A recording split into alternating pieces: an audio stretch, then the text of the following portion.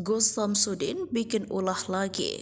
Rival pesulap merah bikin konten ajaran sesat jemaah tukar pasangan. Belakangan ini video viral ajaran sesat jemaah tukar pasangan di media sosial tengah jadi sorotan publik. Kini akhirnya terungkap fakta di balik video tersebut. Pembuat konten video akhirnya buka suara. Ternyata sosok pembuat konten tersebut dinilai kontroversial. Video yang memperlihatkan rekaman saat sang pengajar ajaran sesat memberikan ceramah itu turut dibagikan oleh anggota DPR RI Ahmad Saroni.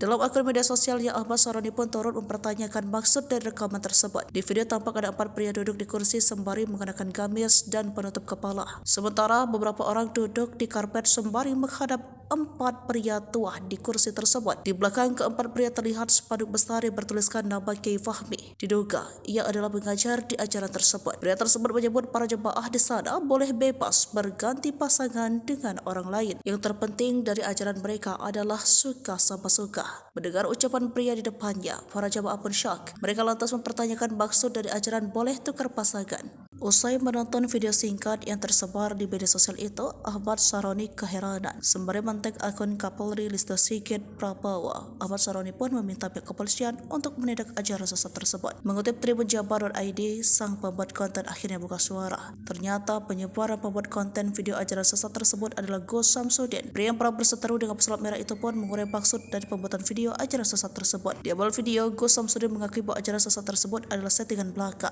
Konten tersebut sengaja dibuat untuk memberikan edukasi kepada publik. Ia pun membantah ajaran sesat tersebut dibagikan di pesantren miliknya, yakni Pondok Pesantren Salaf Nuswantoro di Rajawinangun, Kademangan, Blitar, Jawa Timur. Ia menyayangkan orang-orang yang memotong video kontennya. Terakhir, ia pun mengakui sosok asli sebagai orang yang kerap membuat settingan. Saya itu tidak sakti, tidak bisa apa-apa, bukan siapa-siapa. Saya hanya tukang settingan, hanya pemulung rosok saja, akui Gus Samsudin. Polres Blitar langsung menanggapi konten ajaran sesat yang dibuat sosok kontroversi itu. Kapolres Blitar AKBP Wiwin Adisa Satria menyebut video tersebut dibuat coba untuk memviralkan lagi sosok Gus Samsudin.